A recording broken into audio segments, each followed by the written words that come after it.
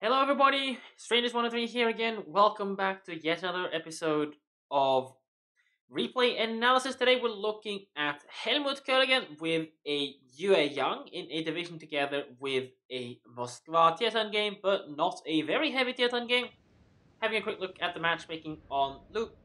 Double curves on our team. Enemy team gets a Montana and Republique. We get 2 tier 8 battleships, Tirpitz, and Bismarck. We get double Richelieu as well, so not much diversity in our battleship lineup, and some pretty good diversity on their side. We get a Moskva, they get a Hindenburg, we get double Baltimore each side. This is, as you can see from a previous patch, patch 0.74 played about a month ago, I believe. So Baltimore was still tier 9, Prince Eugen without a heal on our side, Charles Baguette on the other side, Atalol on each. We get double Yue Yang, they get double gearing in a division. Yugamo, Kiev, and we get an Aki, so there are gunboats at tier 8 for us, so they're different styles overall. With the enemy team only getting one actual radar on their team, and that's the Baltimore, we do need to be a little bit careful though. It's 9.7 radar, 9.5 radar, 9.7 concealment, so there isn't really much of a distance between us getting ourselves spotted, and of course, by the radar and the difference between, when we spot him. That's what I'm trying to say. Now, we're ignoring the Bravo cap on the opening stage. We do not have a smokescreen. We're running radar ourselves. So we need to be careful of pressing T for stats. Without Superintendent, we only have 3 radars as well. As we can clearly see, though, we have opted for Survivability Expert with Concealment Expertise. So that is definitely a good option there to have. I would rather take Survivability over an additional radar, as you don't have smokescreen, so you need to be quite careful when you use your radar. And even more so careful when you decide to open fire, especially considering the fact that we do not get torpedoes that are actually very useful in dealing with destroyers, because they just go underneath them. And what's even worse is they'll not only go underneath the destroyer will also permanently spot the torpedoes for the rest of the team. So anyways, we're approaching the Charlie Cap with RPF. We see the general direction of what's coming along, and having spotted quads coming in, and we need to remember the reload time here. That pretty much means that, it has to be the Yugamo, and it has to be the Yugamo because, we're not spotted. So we decided to radar there. I think a little bit premature, because chances are the Yugamo would have been heading in. But on the other hand, he's going to be heading out, and we're going to be losing the ability to be able to maintain spotting on him at the moment. So the radar there will keep him spotted for a little bit, but opening fire here is going to keep us spotted well after the point where we are no longer able to get anything useful on the Yugamo anymore, so chances are we're not actually going to be able to obtain this cap, but we get the full radar duration off on him for quite some heavy damage, continuing to shell. We need to aim a little bit up and to the left there, but I think it's better for us just to hold fire and no longer engage. Launching torpedoes here is perfectly safe. Our Yue Yang is not going to cross in and get in our path. And we also know that the Yugamo didn't actually get the full launch on us, although we need to be careful because he only actually launched 1 salvo against us, so we could potentially have been facing another salvo coming in. Although considering the angle he decided to swap to, he wouldn't really have been able to get a good torp drop on us. And our other Yue Yang is running smokescreen. And we did knock the Yugamo quite low, but we need to be careful. We only have 3 radars, and we got quite lucky that nobody actually managed to shoot and hit us. Although our Akitsuki goes down to the enemy's gearing, so we're off to a little bit of an awkward start. That Tirpitz coming in is probably going to be off to a much more awkward game overall. That's one set of Yue Yang torpedoes heading towards him. We could sit inside the smoke screen and just spam. Looks like, I'm not sure, our second Yue Yang accounted for the fact that he would definitely detect our torpedoes and likely angle in against them. But it seems like these Tirpitz, instead of sailing in now, has decided he was going to dodge the torpedoes from the other Yue Yang by simply turning around, sailing broadside to absolutely everything and turning away. Good thing we checked these torpedoes. The second set of the Yugamo torps are coming in. So it definitely would be in our utmost interest to evade them all. And we do need to be careful though, because we're now firing outside of a smoke screen. But as we still see, the rest of them are still reasonably well covered in us, so it's not really a big deal. We can shoot until we basically pop out the back end of the remaining bit of the Yue Yang smoke screen, which is going to be rather soon. And that Yugamo smoke screen, Yue Yang smoke screen isn't going to last too much longer, so now would be a good time to stop shooting, I believe. Let's see if I can find the smoke. Oh, never mind. There's still quite a bit left on the smoke screen, so good tracking of that, but it definitely was at the point of starting to expire, so that's something to be aware of. Overall, it could be quite awkward that we just magically get ourselves spotted there because the smoke screen expired and we forgot to notice that. But in this case, with only just a Turpus there, and as we can see on the map, the entire enemy team being absolutely everywhere, even if we did get temporarily spotted, the worst we realistically would have to face is a little bit of secondary fire. And while this Yugumo is being chased down by our Yue Yang, and they seem to be in a bit of a gun trade actually at long range, US 5-inch gun destroyers, be careful. The farther away you get from a Yugumo, the more he gets an advantage, but you're still being spotted, so the team over there is still, in a way, able to engage. Our Kerfus is healthy, our Moskva is healthy, Rishio is healthy enough, this Kerfus is not trying to get himself to somewhere useful. But in Zoigan, nobody really cares about, it's a tier 8, he's not really going to be up to his relevance to win the game, but we definitely have one Grosso Kerfus, which is a little bit too far out of position. We're going to use a second radar while he's on 100 HP just to make sure we get the kill. I think it's a very good decision to do this, but we do need to make a consideration for the fact that, well, we're going to be cutting short on our radars. And of course, I don't know if our Moskva has radar himself or not, but we see some, no, I definitely see some torpedoes passing. And that's pretty much, yeah, those are from someone else. And these are from the Yugumo. So, Yugumo probably didn't have the torpedo reload booster, but I don't recall having seen him smoke screen anywhere else, so he could have had the torpedo reload booster and just not been so generous on dispensing the torpedoes, or in that sense, actually being quite smart about how he dispenses the torpedoes and trying to spread them around to try to make it so that any single given target can't just dodge all 16 of them and make Yugumo very, very sad. But regardless, the enemy team has a force pushing up behind, consisting of a Bismarck, Otolol, Gearing, and Kiev. Unfortunately, our Baltimore goes down to the enemy Baltimore, who is actually in mid, catching him in a bit of an interesting crossfire. The thing about the Baltimore is a 27mm of armor, means that it can sustain the main battery of the Bismarck for quite a solid amount of time. But now we're basically stuck in this kind of dilemma. We have 1 minute left until the radar cooldown, but we only have 1 left, and they've got 3 destroyers. Granted, one's a Kiev, and we outspot that, but, you know, the Gearings, they have basically the same camo, 5.8 and 5.9. The difference is negligible, to be completely fair here. Also, crossing in the way we're now, we need to be very careful due to the fact that we don't know if there's going to be any torpedoes, and the Gearing could potentially have launched from this area down here with the intention of catching stuff behind here. So, that is always something to be careful of. If you have people, allies that is, specifically behind you, that could be finding themselves a center of fishy attention. Anyway, shooting HE to Gearing, we're getting quite lucky and we're aiming a little bit high, which is in this case good because it means that we're actually able to deal full damage to the Gearing because there we have it. We don't want to hit the belt because 21mm of armor means we will not be able to deal damage from there unless we're running IFHE, and that would be awkward on Yue Yang.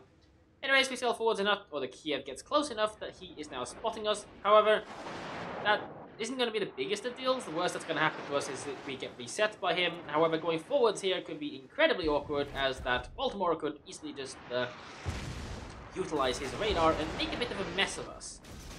Anyways, we're taking the chance for that, and it's too late for them to reset the cap on us, so we're pretty much just hoping that the Ottomore doesn't decide he magically wishes to radar us and make a mess out of our day. Launching more torpedoes in the direction. Hopefully the Hindenburg doesn't have a Hydra up, but at the moment what we need to do is to dig in and start getting defensive, and to work on the enemy destroyers that are working their way around our flank and make sure that they can't actually get, properly behind us. Looks like the Hindenburg's having a bad day, and the Montana is likely taking some torpedoes. That would be incredibly good for us, although it's not really going to result in an upfront kill against him unless he gets flooded and it doesn't have a damage control party because he damage controlled one fire earlier or something weird like that, or damage controlled a gun turret. But we do actually get a torp kill on the Hindenburg, +1 on the Montana for a flooding on top of that, so allies can now spam HE at that, set the fires, and deal lasting damage. RPF pointing towards the Otolol. We don't actually know if it's the Otolol or another destroyer that's next to or in the same travel path as him. Baltimore gets spotted again at 8 kilometers. Do need to be careful of that. We still are healthy enough to be able to absorb damage from him. That's not a big deal. But it does turn out that it is the Otogo that we have on our RPF marker, so he's the closest one to us, 6.5, so nothing else any closer than that. Very good news for us. I think our Yue Yang ran into the Gearing surface, and that's it. Both destroyers are spotted, so we're kind of just being out here for no real additional purpose. Hopefully someone can remove the Baltimore so we can close the distance on the Octago and the rest of the team to actually deal some damage. At the moment we're on 40k damage and 4 kills, which is pretty damned impressive. But scoreboard wise we're pretty much similar. Let's have a look. both have tier 10 battleships, both have one tier 8. We just lost a Yue Yang, but I don't think that's going to be too big of a deal, because their gearing is low HP, it would seem. Let me just get close. Yeah, the gearing is a low HP one. That's something to keep a good track of. Baltimore takes a heavy hit and is now healing. Moskva, our division mate, finishes off the gearing, which is very good for us. That's a destroyer deficit dealt with. Learning some armor piercing for the Baltimore. We'll just swap back to HE already. Because AP, I mean, it's good, it's useful, but HE and AP, they're honestly about as useful overall. I would have interned that. Reduces the chance of him getting full penetrations, and battleship full pens, well, no, it's a cruiser, but getting BB AP pen regardless, and you know, that thing can really easily take 10k off our health off with the US anti-deflection angles. It's not really normalization, but very, very smart play here, waiting until the 20-second cooldown is off before using our damage control party, and ensuring that the Charles Martel doesn't actually get another shot on off, so that we don't have an additional 2-kilometer penalty to our stealth due to the fact that we're on fire. Potentially awkward torpedo launch over here, because if our Prince Eugen is pushing in, there is a small chance that he's going to be caught in the path of that. But otherwise, that's, well, same for the Richelieu, but that's pretty much the worst that can happen to these torpedoes, and probably should write a notice in chat that, yo guys, there's allied torpedoes heading your way. Probably would have held all those torpedoes, and there we go. We do realize that, so good thing there. Although personally, I would honestly have held the torpedoes off the launch on the Republique and tried to eliminate him. It's a battleship, and it's a tier 10 one, so I think it's just, in general, much more important to get rid of. Plus the Bismarck's realizing that he's being pushed by a lot of things, so I don't think he's gonna... There you go, he never really was intent on pushing forwards, so we've got a bunch of torpedoes heading out towards an ally, which could make his life a little bit awkward.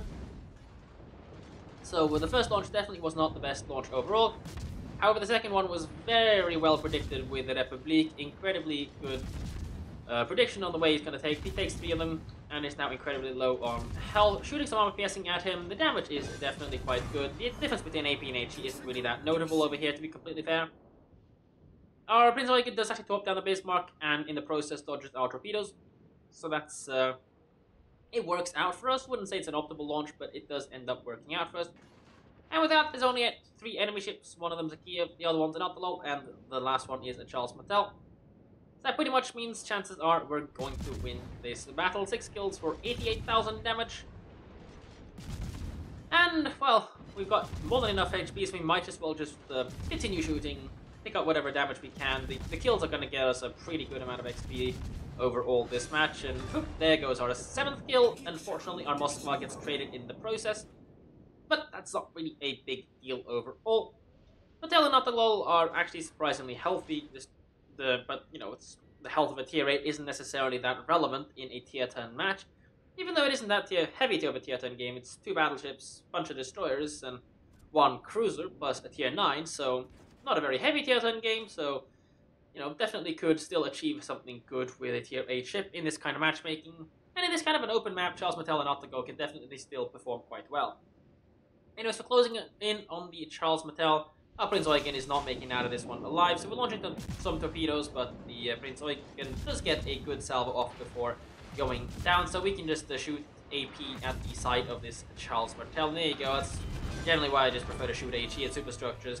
And now we're rushing into the face of the Atolol. At this kind of a range, we could find ourselves in a bit of an intriguing position.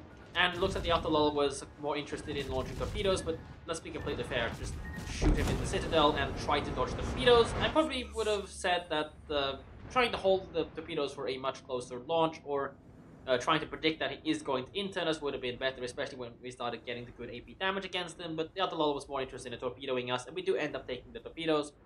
Atolol definitely would have had no problem whatsoever keeping the guns to track on target, so unfortunately these torpedoes missed, and we miss out a reasonable opportunity to pick up a little bit of bonus damage there, but 101,000 damage game with 8 kills, pretty damn impressive focusing fire of low HP targets for the sole purpose of elimination of hostile firepower.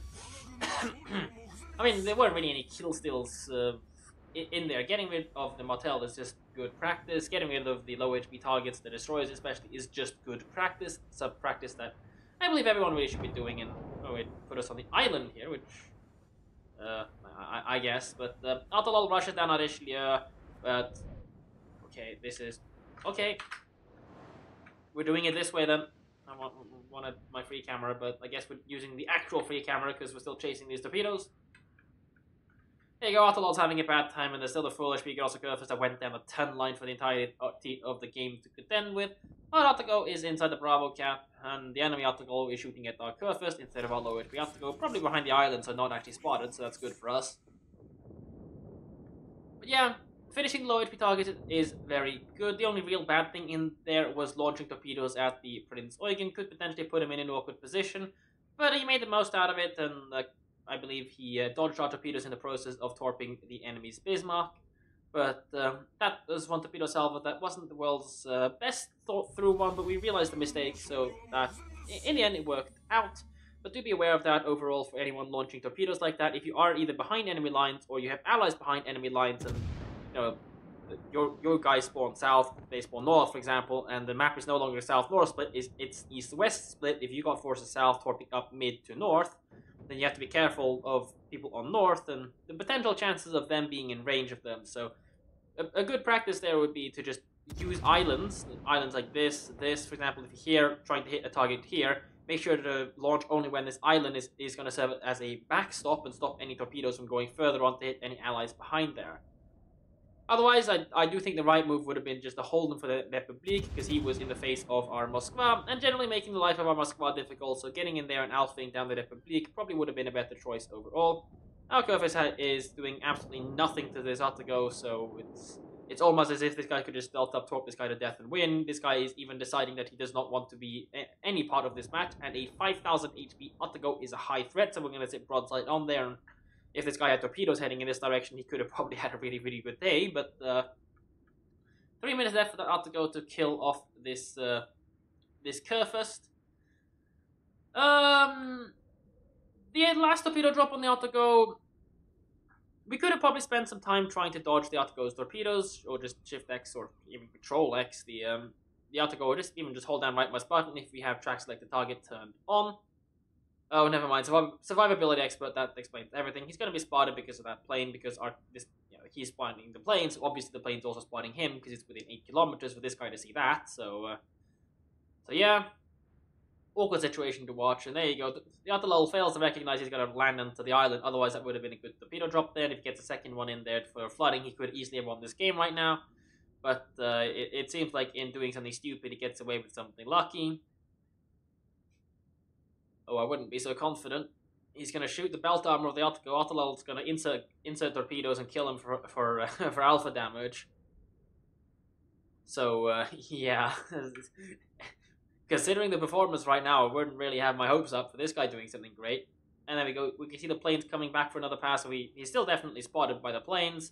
His AA is actually in range now, so 5.5 is in range as well. Might get lucky enough to snipe the plane down, but nope, plane died, so... And there we go, Autogo, having launched torpedoes from much farther away and much longer time ago, unfortunately misses another salvo. If it hit the first one, got a flooding, hit the second one, got a flooding, this would have been a really, really bad day for the Kurfürst, and if he had a heal, they could have broken away and spammed him with some HE, and I know it is at the cow, I think, because of the camo.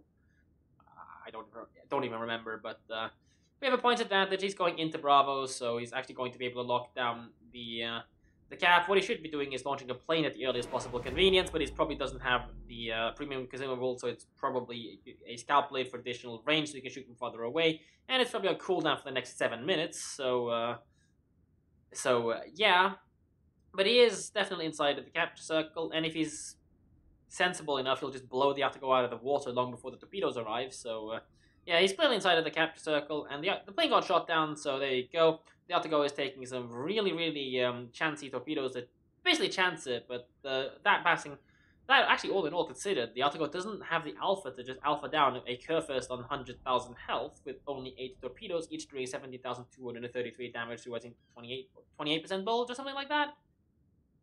So the car class doesn't actually just have enough alpha to kill him, so I guess he's doing the best thing he can possibly do by trying to stay alive, and by now the cow is definitely, almost certainly, well, most likely run underneath our camera at the moment. Yeah, overall, we did handle this game quite very well. One awkward torpedo launch and an awkward moment at the end with the enemy's healthy Autogo probably would have Well, I don't remember if I had priority target, but it didn't look like it. But if you see in an engagement like that, it looks like he's turned back in. Can he actually get out of the way of the guns on time? Even then, it doesn't matter because 15 seconds left, he ain't gonna win. Gurfus dubs the island with, I think, secondaries. It is a secondaries dubbing the island. Corpse are out there, mate. It does not matter. He does not have the alpha. Main gun's out, and he actually managed to hit her. But yeah, he didn't have a heal anymore, so it didn't actually matter. Yeah, in the ending stages of the game there with the enemies, Artigo, actually it wasn't Artigo, never mind. But in the ending stages there with the Artigo, just either focusing on shooting him and then waiting to see if he's going to torp. And the thing that about the indicator, if you have priority target, is if it goes to 0, because he's the only one alive at that point that can target us, if it drops down, it means that somebody's either no longer locking you, unlikely, or is swapped to torpedoes. So seeing that means he swapped the torpedoes, and if he then swaps back and the number comes back on, it means that he is now trying to use his guns again, and it means the torpedoes are in the water. This means you can actually bait people like that in the game by swapping to torpedoes, not shooting for a second when you could shoot, for example, and then swapping back the guns again, and you might bait people, if they know this, you might bait them into thinking, he launched torpedoes, when in reality you didn't. But yeah, otherwise quite well handled. Did need to be careful about using our radars, and for the most part in situations like this, it's usually better to get your cruiser to radar where both are in range, because the cruiser radar is worth less in the later stages of the game when enemy destroyers are still alive. So using cruiser radar to knock damage off enemy destroyers so you can close the distance and finish them off later on is, in my opinion, generally better use of your limited resources, in this case being non-superintendent radar Yue Yang. In general, I recommend using superintendent for ships that have consumables such as shields and radars, because at least personally I find myself running out of them very, very often. But in the end, at least you have the concealment to actually rush and get close to one and to decide whether or not you want to use a radar or just let the enemies smoke up and get away with it. And of course, if you have the entire enemy team supporting when playing a radar Yue Yang, make sure you don't open fire in situations where the entire enemy team can damage you and only limited assets of your team are capable of shooting back. Sometimes it's better to let live and also live yourself than to try to get a kill, almost certainly putting your endgame in trouble by losing a lot of health. But we handled that risk quite well. Not a lot of people even shot at us to begin with in the opening stages. Big mistake from the enemy's team. Damaging destroyers, in my opinion, is always a high priority, as long as you're in a position where you can actually damage them. If you can't effectively damage them, or you think they're baiting you, then sometimes just ignoring them might be the better thing to do. But not to get too deep into that, covering the end game screens, 101,711 damage, quite a lot of shell hits and a lot of AP firing there, good choices overall. Although with the US 5-inch guns, unless you get incredibly close where you can citadel stuff, and these guns do have good enough penetration to citadel something like a Artigo. But in general, I just prefer shooting HE. It feels a bit more reliable overall, unless you get incredibly close to stuff where shooting AP actually becomes really, really good. When it comes to gearings, shooting AP or shooting HE at them, you always risk either or. If you get far enough away, shooting HE at them and hitting the deck armor is always good enough. It's not like it's a Kavarosk. But if you do get close and broadside to a gearing, shoot them with AP, because you can hit for 3.5, 4k damage, whereas shooting with HE will do a grand total of nothing because the belt armor will absorb it. That's another thing to keep in mind. Yes, 5 torpedoes, 4 in caps, 8 kills for 100k damage, pretty damn impressive. 5 torps, 4 floodings, none of that really stuck though, I believe. A couple of fires, a couple of citadels, and a couple of captures and assists. Having a look at, let's see if we can find the team scores. We're top on the scoreboard with 8 kills and some pretty reasonable amounts of damage dealt. Prince Eugen on our team is actually second on the scoreboard. Our Radar Moskva, well, he's forced to use radar, so our Moskva is on the 3rd place, with everything else kind of falling behind. The Kurf is actually surprisingly being high enough on the scoreboard, despite rather seemingly being the guy that was really far away on full HP. Not really achieving too much and failing to kill the enemies out to go in the stage where it should have been an easy kill for him. Let's see. Detail reports, screen 41 Kiev Republic. This was the single highest amount of damage, and we probably could have had a kill on him with our torpedoes and a devastating strike, I believe. I'm not sure if we had enough for that. If we had not tried to launch at the Bismarck, thought about it a little bit and thought, yeah, that Bismarck probably isn't going to go forwards because he's got the entire team in his face, and some of them have torpedoes, so he probably would have slowed down, on top of our torpedoes risking hitting allies. But yeah, other than that, it's rather low HP damage all over the board, but dealing the damage to these destroyers like that is definitely good, especially getting the kill on them is very, very well handled. Yes, I hope you guys enjoyed this replay analysis.